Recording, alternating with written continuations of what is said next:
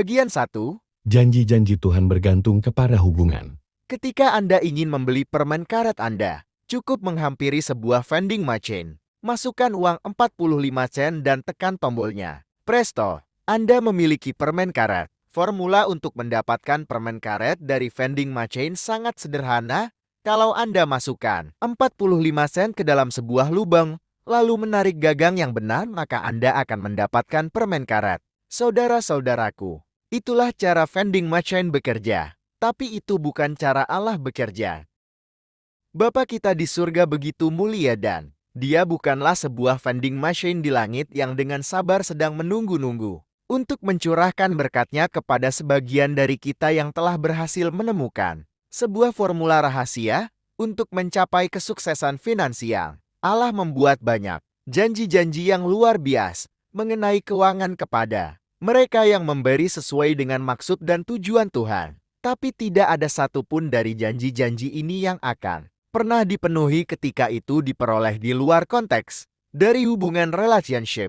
Jawab Yesus kepadanya, hal pertama yang Allah butuhkan dari siapapun yang melayani Dia adalah hubungan. Kasihilah Tuhan Allahmu dengan segenap hatimu dan dengan segenap jiwamu dan dengan segenap akal budimu.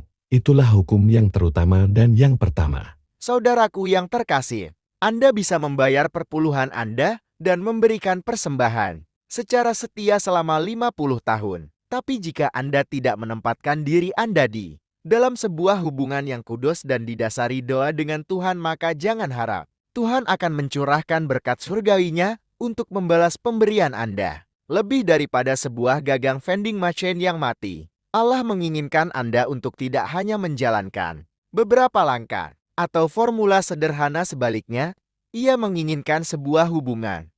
Yang jatuh di tanah yang baik itu, ialah orang yang setelah mendengar firman itu, menyimpannya dalam hati yang baik dan mengeluarkan buah dalam ketekunan. Lukas 8 ayat 15. Memberi tanpa didasari sebuah hubungan yang intim dengan Tuhan tidak akan menghasilkan hasil finansial yang berlimpah di dalam keuangan Anda. Pernyataan ini begitu vital bagi pengertian Anda hingga saya harus mengulangi hal ini sekali lagi. Memberi tanpa didasari hubungan yang intim dengan Tuhan tidak akan menghasilkan hasil finansial yang berlimpah dalam keuangan Anda. Bahkan, kalau Anda dengan teliti mengikuti semua formula-formula yang diberikan oleh para pengkhotbah kemakmuran yang terkenal, bahkan jika Anda memberikan perpuluhan dan persembahan lain dengan murah hati, itu tidaklah cukup. Kalau hati Anda tidak bersatu dengan hati Tuhan, kalau hidup Anda tidak terhubung dengan hukum-hukum Tuhan, maka Anda dengan bodohnya sedang menanamkan buah-buah finansial di tanah yang tidak subur. Sebab barang siapa malu, karena aku dan karena perkataanku anak manusia juga akan malu. Karena orang itu, apabila ia datang kelak dalam kemuliaannya dan dalam kemuliaan Bapa dan malaikat-malaikat kudus. Lukas 9 ayat 26. Tuhan melihat kepada hati Anda.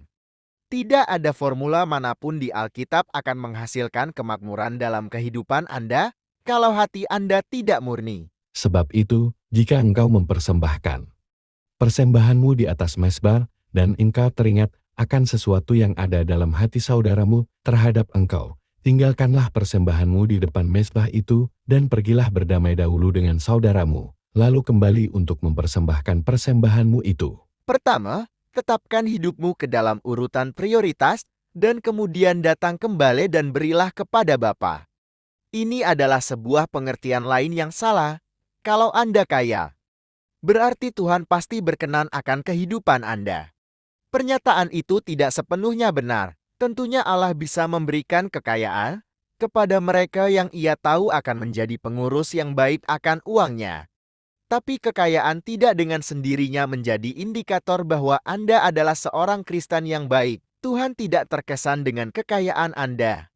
Ia menciptakan segala sesuatu di muka bumi. Dan Ia sama sekali tidak menaruh hormat atau kagum kepada mereka yang mampu mengumpulkan porsi kekayaan, yang semuanya notabene adalah milik Tuhan sendiri lebih banyak dibandingkan rata-rata orang. Allah hanya melihat kepada hati Anda dan menentukan level kekayaan atau kemiskinan Anda berdasarkan hubungan yang Anda bangun dengan Dia.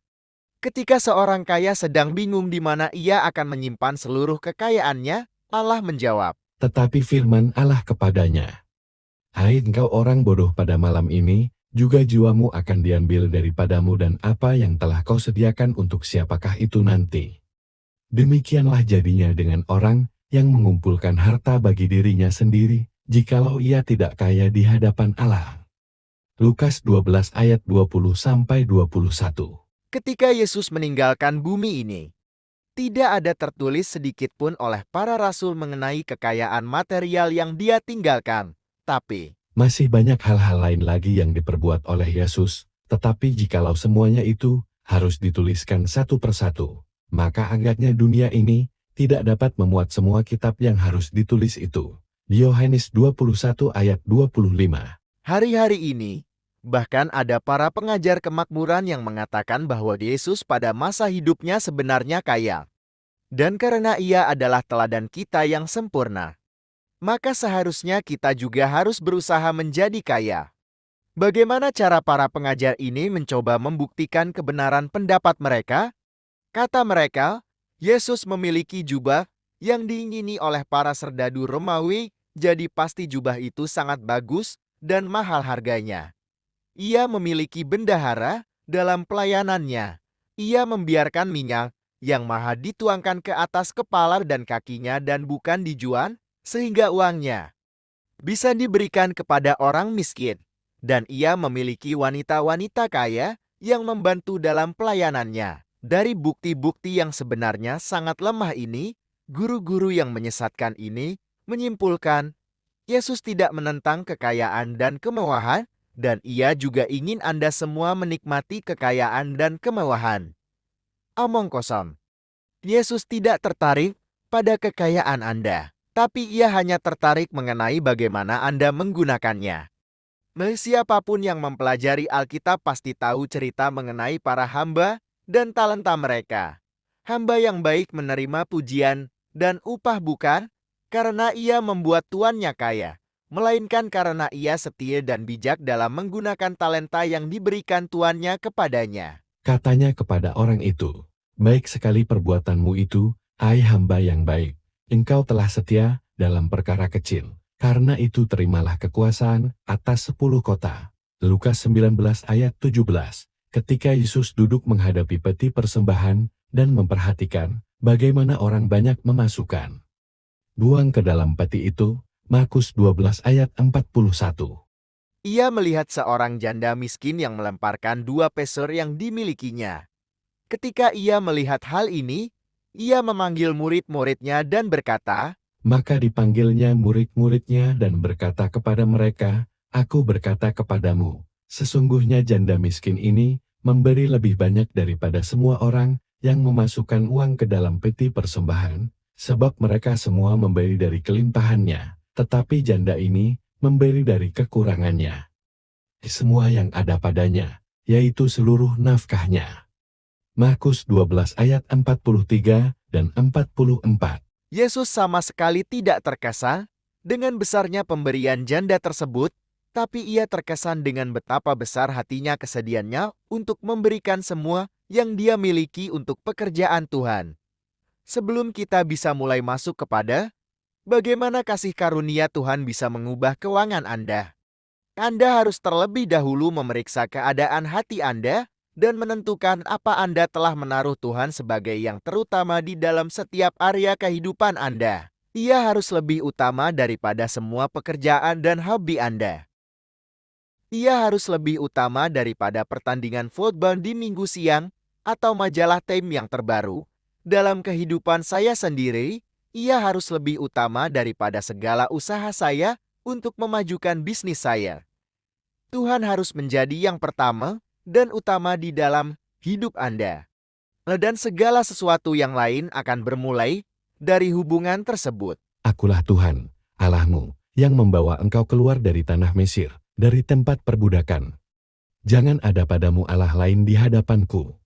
Keluaran 20 ayat 2 dan 3. Kalau Anda ingin keuangan Anda mengalami pertumbuhan, dan jika Anda benar-benar rindu supaya berkat keuangan yang Tuhan berikan bagi Anda bisa dipakai untuk pekerjaan Tuhan menjangkau yang terhilang, maka bertobatlah sekarang akan prioritas-prioritas yang salah dalam hidup Anda. Dan mulailah minta dalam doa kepada Tuhan untuk menaruh di dalam hati pengertian dan kekuatan untuk mengambil prioritas yang benar. Tetapi carilah dahulu kerajaan Allah dan kebenarannya, maka semuanya itu akan ditambahkan kepadamu. Matius 6 ayat 33. Prioritas yang selanjutnya. Ketika Anda sudah meminta Tuhan untuk memurnikan hati Anda dan telah mengakui bahwa Ia adalah prioritas utama di dalam hidupmu, kemudian barulah engkau mulai untuk mengerti prioritas Allah yang berikutnya. Dan hukum yang kedua, yang sama dengan itu, ialah, kasihilah sesamamu manusia, seperti dirimu sendiri. Pada kedua hukum inilah tergantung seluruh hukum Taurat dan kitab para nabi. Matius 22 ayat 39 dan 40. Kalau saya bertanya kepada sebagian besar anggota FGBMFI bagaimana mereka menggunakan uang mereka, saya yakin bahwa saya akan mendapat jawaban kira-kira seperti ini. Demos, pada intinya saya sudah tidak ada lagi uang yang tersisa setelah saya membayar cicilan rumah, cicilan 2 mobil saya, cicilan kartu kredit, air, listrik, telepon, dan uang sekolah anak-anak saya yang akan kuliah. Jangan salah mengerti maksud saya. Tidak ada yang salah dengan Anda memiliki rumah, mobil yang bagus, dan mengirim anak Anda ke kuliah. Tapi prioritas pembayaran kita dengan jelas merefleksikan prioritas yang kita ambil. Bagaimana kita selalu berusaha untuk memenuhi semua kebutuhan kita terlebih dahulu. Yesus memerintahkan kita untuk memandang sesama kita seperti diri kita sendiri. Ketika Anda benar-benar telah menempatkan diri Anda di tengah-tengah kehendak Tuhan yang sempurna, maka Anda akan menemukan diri Anda mulai menjadi lebih siap, lebih peduli akan kebutuhan orang-orang di sekitar Anda, seperti Anda peduli akan kebutuhan keluarga Anda sendiri. Seorang suster biarawati yang kita pasti kenal lebih mengerti dan lebih mempraktekkan prinsip Alkitab ini dibandingkan dengan sebagian besar dari kita. Mother Teresa menghabiskan waktunya merawat sesamanya yang membutuhkan. Ia memiliki rumah sakit dan rumah perawatan di 52 kota yang berbeda. Para suster di bawah naungannya telah melayani banyak pasien dengan kusta dan AIDS orang-orang yang terbuang dari masyarakat. Kebutuhan keuangan para suster ini telah dipenuhi dan bukan dengan menanam benih uang. Allah telah mengirimkan uang kepada mereka dengan cara yang unik. Contohnya, melalui hadiah Nobel Perdamaian. Karena ia melihat hati mereka. Anda lihat, Tuhan tidak hanya memerintahkan kita untuk mengasihi sesama kita, Ia bahkan memerintahkan jauh lebih dari itu. Bagi Anda, ini mungkin akan menjadi tugas dan tantangan Anda yang paling berat, ujian tertinggi kehidupan Kristiani kita sehari-hari. Tetapi aku berkata kepadamu, kasihilah musuhmu, dan berdoalah bagi mereka yang menganiaya kamu. Karena dengan demikianlah kamu menjadi anak-anak Bapamu yang di sorga, yang menerbitkan matahari bagi orang yang jahat dan orang yang baik, dan menurunkan hujan bagi orang yang benar dan orang yang tidak benar. Apabila kamu mengasihi orang yang mengasihi kamu, apakah upahmu? Bukankah pemungut cukai juga berbuat demikian? Matius 5 ayat 44-46. Sebuah persekutuan akan ketaatan kepada Allah. Itu adalah kunci untuk kehidupan doa Anda, pertumbuhan rohani Anda, dan kebebasan finansial Anda dalam rencana ilahi Tuhan. Yesus dengan jelas mengatakan bahwa Ia menginginkan hubungan dengan Anda, dan Ia mengingini Anda untuk peduli mengenai dan membangun hubungan dengan orang lain, sebelum Ia menggenapi janji-janji firman-Nya di dalam kehidupan Anda. Jikalau kamu tinggal di dalam aku dan firman-Ku tinggal di dalam kamu, mintalah apa saja yang kamu kehendaki dan kamu akan menerimanya. Yohanes 15 ayat 7. Bagian 2. Terobosan Anda berkat Tuhan.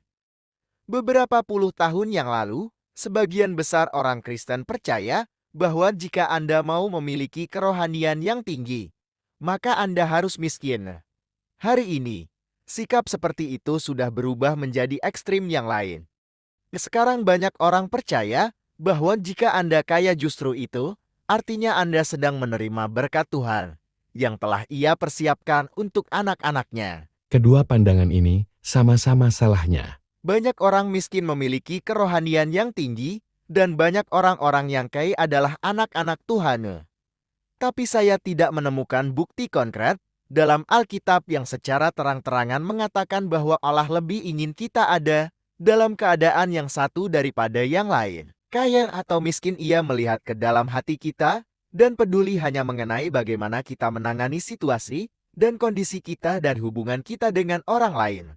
Mungkin saya bisa terangkan seperti ini. Orang paling kaya dan orang paling miskin di muka bumi ini bisa mendapat tempat kehormatan yang sama di surga. Kaya atau tidak sama sekali tidak memiliki bobot apapun dalam penghakiman terakhir yang kita semua akan hadapi suatu saat nanti. Sekarang saya akan bicara mengenai beberapa mitos yang tersebar mengenai uang. Mitos ke-1. Orang miskin artinya rohani. Alkitab berkali-kali mengatakan bahwa Tuhan sesungguhnya ingin memenuhi semua kebutuhan kita dan telah mempersiapkan warisan yang tak ternilai harganya bagi kita anak-anaknya. Karena kuasa ilahinya telah menganugerahkan kepada kita segala sesuatu yang berguna untuk hidup yang saleh oleh pengenalan kita akan Dia yang telah memanggil kita oleh kuasanya yang mulia dan ajaib. 2 Petrus 1 ayat 3. Kemiskinan tidak akan mengubah jati diri Anda yang sesungguhnya atau membuat Anda menjadi lebih rohani. Kalau di jati diri Anda yang terdalam Anda melayani Yesus Kristus, maka Anda adalah orang yang rohani. Miskin atau tidak ada hubungannya sama sekali. Mitos kedua. Orang kaya lebih rohani. Orang yang kaya memiliki masalah mereka sendiri. Yesus tidak pernah memerintahkan terang-terangan kepada kita untuk tidak memiliki harta duniawi. Tapi Ia memperingatkan kita mengenai prioritas dalam hati kita. Janganlah kamu mengumpulkan harta di bumi nengat dan karat merusakkannya, dan pencuri membongkar serta mencurinya. Tetapi kumpulkanlah bagimu harta di sorga nengat, dan karat tidak merusakkannya, dan pencuri tidak membongkar serta mencurinya. Karena di mana hartamu berada, di situ juga hatimu berada. Matius 6 ayat 19-21. Sama seperti kemiskinan tidak membuktikan kualitas hubungan kita dengan Tuhan, kekayaan juga sama sekali tidak membuktikan kehidupan yang rohani. Sekali lagi, hanya jati diri Anda yang sesungguhnya dan motivasi hati Anda yang terdalam yang merefleksikan kondisi hubungan kita yang sesungguhnya dengan Tuhan. Mitos ketiga, uang dan kekayaan adalah jahat. Uang tidaklah jahat. Konsep yang salah ini seringkali datang dari salah satu ayat Alkitab yang dikutip secara tidak tepat. Karena akar segala kejahatan ialah cinta uang. 1 Timotius 6 ayat 10a. Anda lihat, sekali lagi yang menjadi masalah utama adalah hati Anda. Prioritas dalam hati Anda dan hubungan yang Anda miliki. Bahkan inilah sebuah pernyataan yang mungkin akan mengagetkan banyak dari Anda. Allah memberikan kita kekuatan untuk mendapatkan kekayaan. Anda tidak salah dengar. Ini telah dinyatakan dengan jelas di Alkitab. Tetapi haruslah engkau ingat kepada Tuhan Allahmu, sebab Dialah yang memberikan kepadamu kekuatan untuk memperoleh kekayaan dengan maksud meneguhkan perjanjian yang diikrarkannya. Ulangan 8 ayat 18a. Kemakmuran, seperti uang, tidaklah baik dan tidak buruk. Uang dan kekayaan hanya mengikuti hati dari pengguna mereka. $100 di tangan seorang pecandu obat-obatan akan menjadi uang yang jahat digunakan untuk membeli obat-obatan. $100 yang sama di tangan seorang anak Tuhan bisa dipakai untuk menjangkau jiwa yang terhilang. Allah sesungguhnya memberikan kita kekuatan untuk mendapatkan kekayaan. Dan Ia peduli dengan bagaimana kita menggunakan kekuatan itu. Jika kita memakainya hanya untuk memuaskan keinginan egois kita, itu artinya kita menyalahgunakan kepengurusan kita. Dan kita tidak menghormati Tuhan.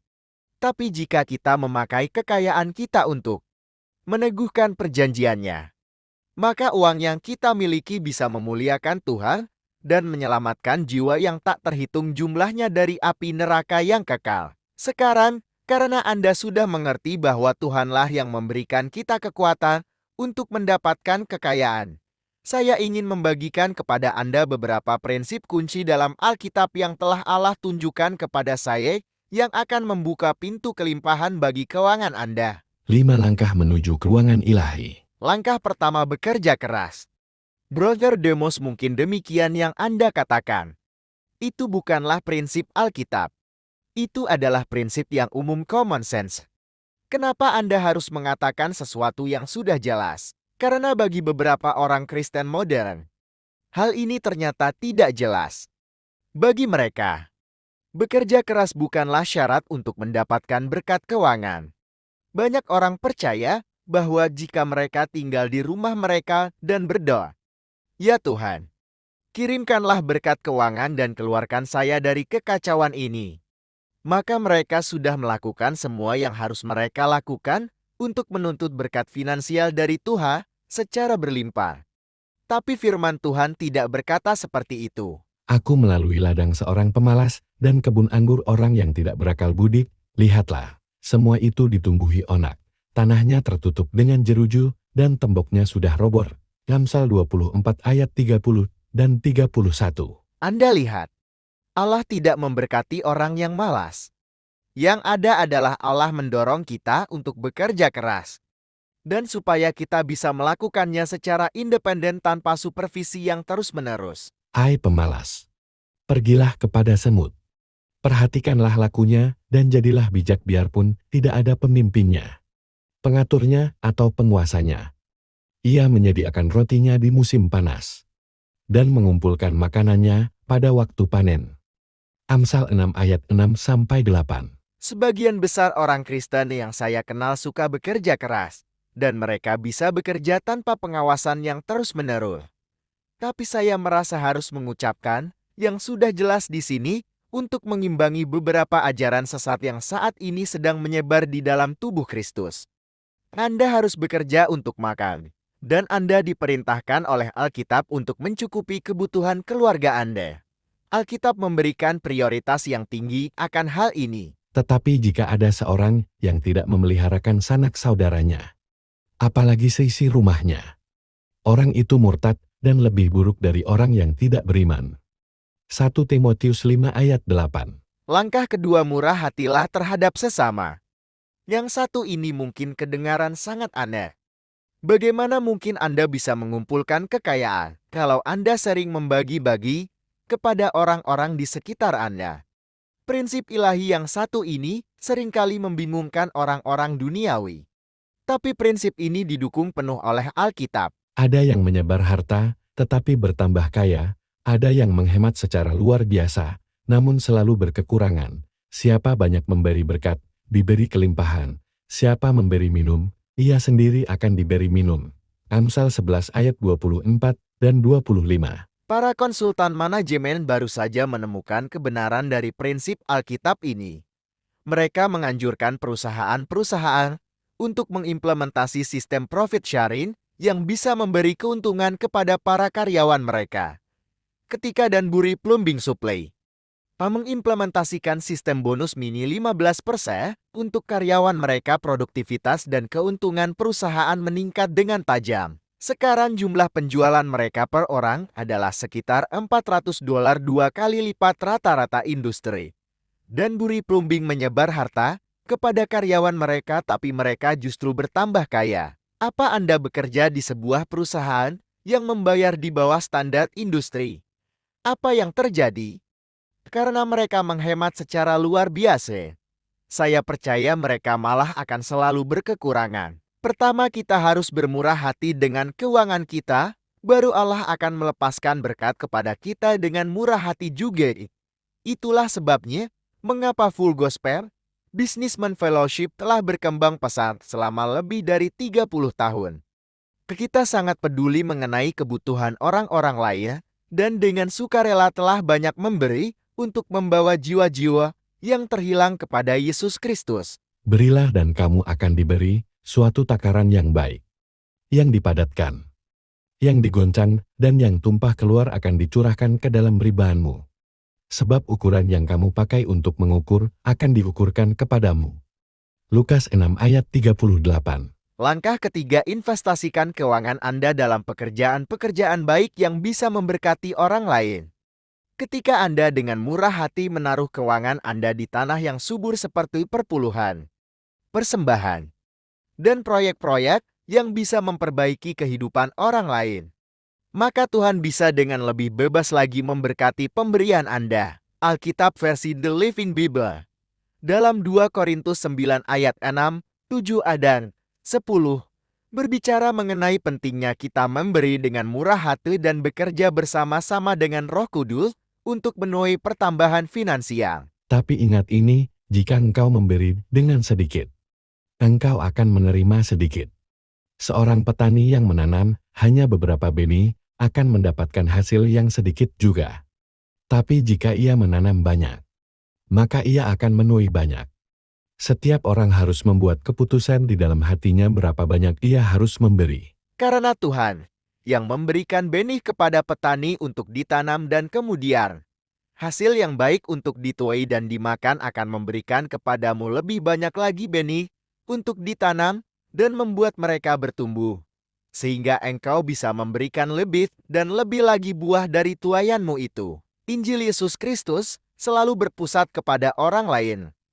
Kalau Anda ingin meningkatkan keuangan Anda hanya untuk keuntungan pribadi Anda, tanpa keinginan untuk menolong orang-orang di sekitar Anda, maka Tuhan tidak bisa menghormati hati Anda dan tidak akan melipat gandakan keuangan Anda.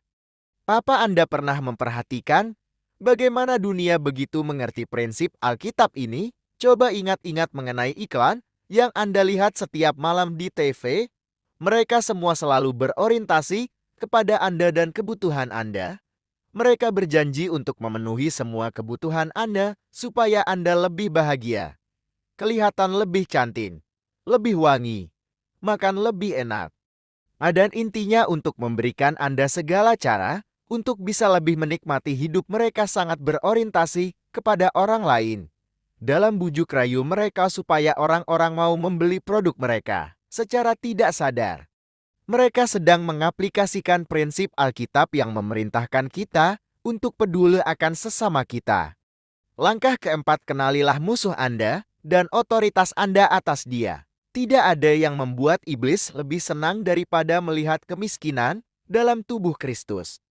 Kalau Anda hanya bisa berkata bahwa kondisi Anda ya, asal lewat saja sehari-hari, atau Anda hanya punya cukup uang pas-pasan untuk membayar tagihan Anda bulan ke bulan.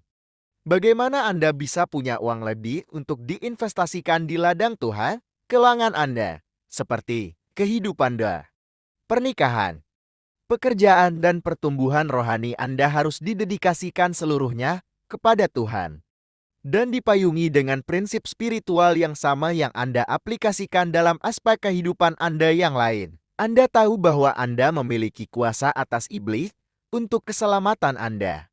Anda tahu bahwa Anda memiliki kuasa atas iblis untuk pertumbuhan rohani Anda. Anda tahu Anda memiliki kuasa atas iblis atas pernikahan Anda. Dan sekarang Anda tahu bahwa Anda harus juga memiliki kuasa atas iblis dalam keuangan Anda. Sesungguhnya aku telah memberikan kuasa kepada kakimu untuk menginjak ular dan kalajengking dan kuasa untuk menahan kekuatan musuh, sehingga tidak ada yang akan membahayakan kamu. Lukas 10 ayat 19.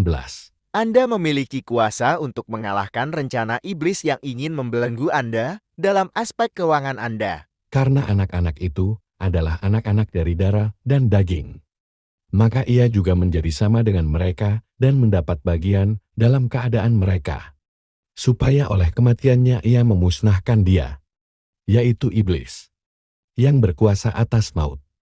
Ibrani 12 ayat 4. Dan lagi, karena itu tunduklah kepada Allah dan lawanlah iblis, maka ia akan lari daripadamu. Yakobus 4 ayat 7. Dan lagi, tetapi dalam semuanya itu kita lebih daripada orang-orang yang menang, oleh Dia yang telah mengasihi kita. Roma 8 ayat 37. kenalilah bahwa musuh Anda adalah si iblis. Masalah utamanya bukanlah bank Anda, bukan bunga pinjaman bank, bukan bos Anda. Keuangan Anda adalah sebuah area lain di mana Anda harus melakukan peperangan rohani secara agresif jika Anda ingin mematahkan belenggu iblis atas Anda. Langkah kelima, mengertilah bahwa Allah ingin Anda menerima. Pelayanan para rasul sedikit banyak bergantung kepada kemurahan hati para umat Kristiani di tiap kota di mana mereka berada untuk memberikan mereka makanan, tempat tinggal, dan kebutuhan sehari-hari mereka lainnya. Hari ini, Tuhan ingin memperkaya umatnya dengan keuangan yang cukup supaya mereka bisa ikut membawa Injil Yesus Kristus ke dalam dunia dalam zaman televisi, transmisi satelit, dan microwave ini. Sebuah jaring nelayan dan beberapa potong roti sudah tidak cukup untuk membawa Injil kepada 5 miliar orang. Sumber keuangan adalah sesuatu yang dibutuhkan dan vital. Tuhan ingin umatnya untuk siap menerima, supaya mereka bisa memberikan sebagian dari apa yang mereka terima kembali kepada pekerjaan tuayan akhir zaman. Dan Allah sanggup melimpahkan segala kasih karunia kepada kamu, supaya kamu senantiasa berkecukupan di dalam segala sesuatu, dan malah berkelebihan di dalam berbagai kebajikan. 2 Korintus 9 ayat 8. Saya begitu sering mendengar orang-orang Kristen yang salah kaprah dan berkata, ketika aku memberi kepada Tuhan, aku tidak mengharapkan imbalan apapun. Seharusnya Anda mengharapkan sesuatu. Ketika Allah memberi sesuatu kepada Anda, Ia berharap untuk menerima sesuatu dari Anda juga.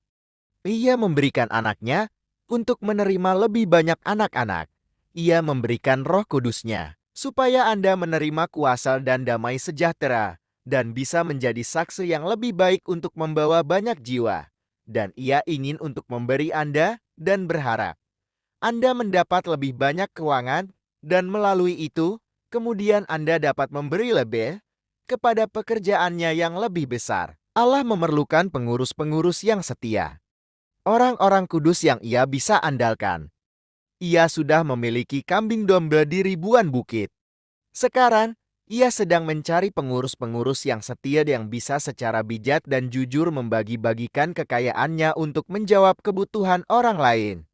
Kalau Anda ingin menjadi salah satu dari para pengurus yang dianggap setia itu, maka berilah dengan berharap untuk menerima, supaya Anda bisa memberi dengan sukacita. Bagian ketiga, kenalilah hati Anda. Ketika hati Anda dan keinginan Anda berkenaan dengan keuangan, Anda sudah sejajar dengan firman Tuhan, maka Dia akan mulai memperkaya hidup Anda untuk kemuliaan-Nya.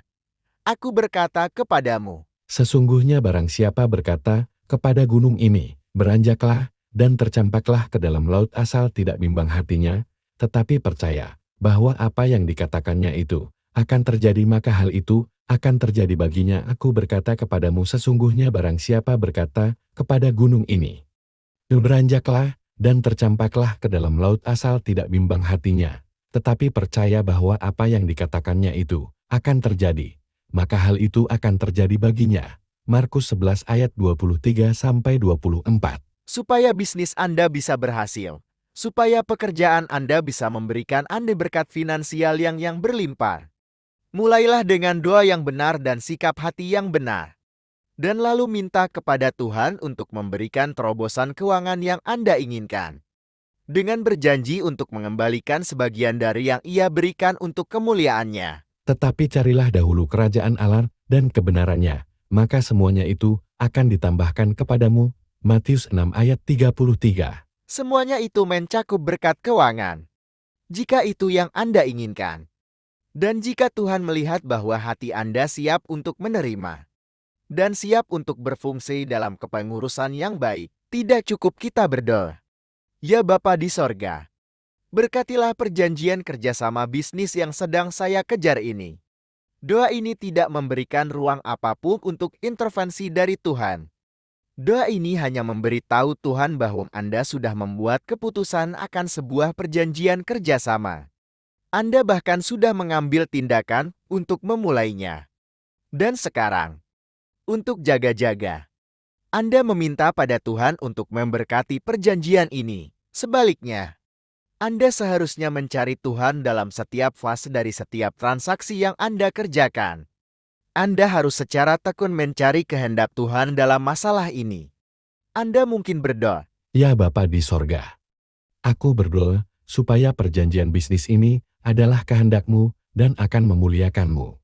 Jika ada sesuatu di sini yang aku mungkin tidak sadari yang bisa membuat perjanjian bisnis ini tidak sesuai dengan kehendak-Mu, aku meminta Engkau untuk menghentikan perjanjian ini. Keinginanku satu-satunya adalah untuk tinggal dalam kehendak-Mu dalam setiap transaksi bisnis yang aku buat.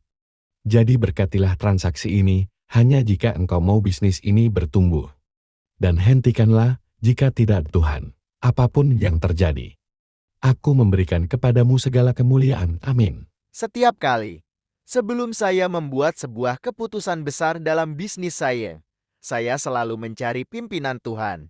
Ketika saya melakukan jual beli real estate, kadang-kadang saya mendapat tawaran untuk membeli 4 petak properti di 4 sudut perempatan jalan yang ramai. Daripada hanya mengandalkan kepintaran saya sendiri, saya akan melakukan due diligence saya. Saya akan pelajari semua laporan berkenaan dengan 4 petak real estate tersebut. Lalu mencari pimpinan Tuhan untuk mendapatkan jawaban yang terakhir. Bahkan ketika 3 dari 4 petak itu ternyata adalah investasi yang buruk.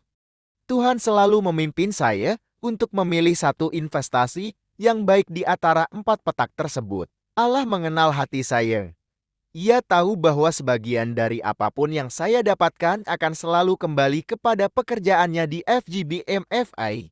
Salah satu alasan mengapa saya bisa melayani dalam kapasitas pendiri atau presiden dari persekutuan ini selama bertahun-tahun tanpa mengambil gaji sepeser pun adalah karena Tuhan telah memberkati bisnis real estate dan peternakan saya, bukan supaya Demos bisa memiliki lebih, tapi supaya Demos bisa melayani dia dengan lebih baik dalam membawa jiwa-jiwa yang terhilang kepada Yesus Kristus. Tak seorang pun dapat mengabdi kepada dua tuan. Karena jika demikian, ia akan membenci yang seorang dan mengasihi yang lain. Atau ia akan setia kepada yang seorang dan tidak mengindahkan yang lain. Kamu tidak dapat mengabdi kepada Allah dan kepada Mamon. Matius 6 ayat 24. Perhatikan pemilihan katanya. Anda tidak bisa mengabdi kepada Tuhan dan Mamon, tapi Anda bisa melayani Tuhan melalui Mamon yang Ia berikan kepada Anda. Kalau Anda sedang berada dalam kondisi keuangan yang sulit, anggaplah ini sebagai suatu masa latihan. Sama halnya seperti problem-problem fisik, emosional dan keluarga yang Anda alami dalam kehidupan Anda.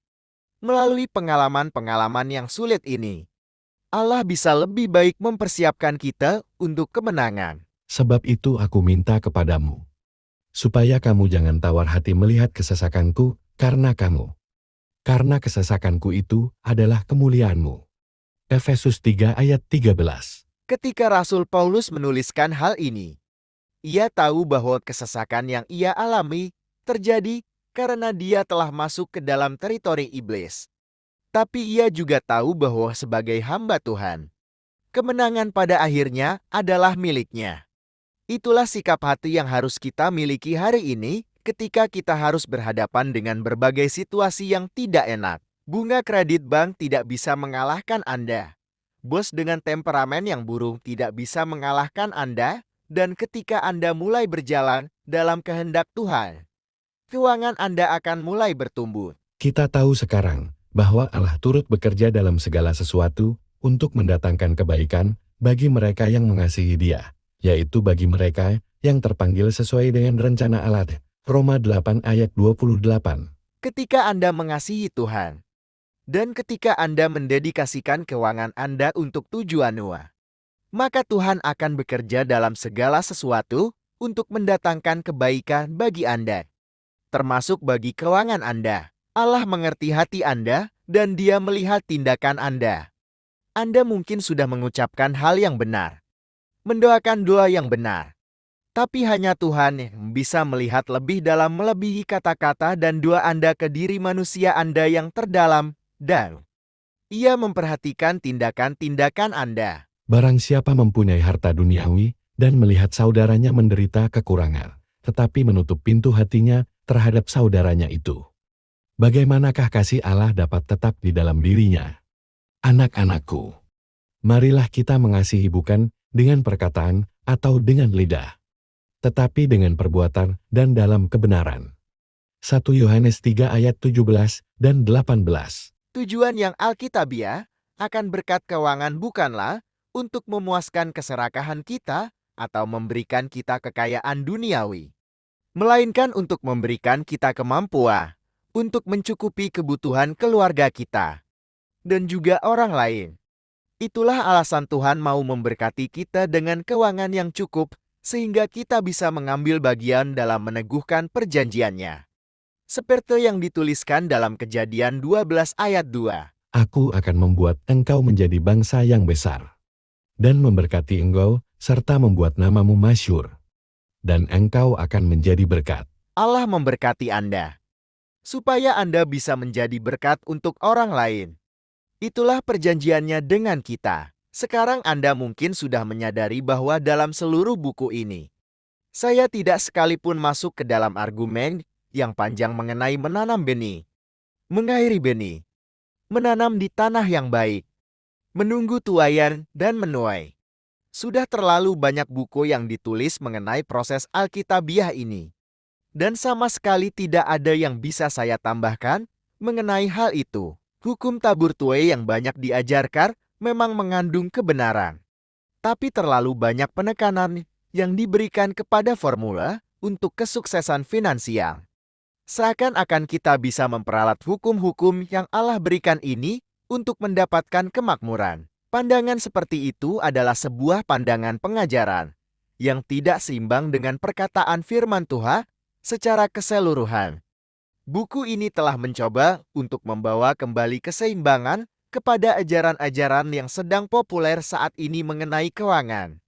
Kalau prioritas yang sudah kita bicarakan di buku ini mengenai hubungan kita dengan Tuhan dan sesama, dan juga mengenai kondisi hati Anda tidak menjadi bagian dari DNA kerohanian Anda, maka Anda bisa lupakan semua formula mengenai perpuluhan dan persembahan, karena semuanya itu tidak akan membawa faedah bagi kehidupan Anda. Tidak ada satu hal pun di dalam rencana finansial Tuhan yang akan digenapi tanpa hubungannya yang benar dengan Dia dan hati yang tulus bagi kemuliaannya. Tetapi mereka yang ingin kaya terjatuh ke dalam pencobaan, ke dalam jerat, dan ke dalam berbagai-bagai nafsu yang hampa dan yang menyelamatkan, yang menenggelamkan manusia ke dalam keruntuhan dan kebinasaan. Karena akar segala kejahatan ialah cinta uang. Sebab oleh memburu uanglah beberapa orang telah menyimpang dari iman dan menyiksa dirinya dengan berbagai-bagai duka. Tetapi engkau hai manusia Allah, jauhilah semuanya itu, kejarlah keadilan.ibadah.kasitiaan, kasih, kesabaran, dan kelembutan. 1 Timotius 6 ayat 9-11. Ya, Tuhan bisa memberkati keuangan Anda. Tapi pertama-tama, Dia akan mencari keadilan, ibadah, kesetiaan, kasih, kesabaran, dan kelembutan dalam kehidupan kita. Kalau kita memotong-motong formula kesuksesan dari Tuhan menjadi hanya sekadar hukum tabur tuai, maka itu namanya kita menyangkal realita kebenaran firman Tuhan. Kesuksesan finansial lebih daripada sekadar menabur dan menuai.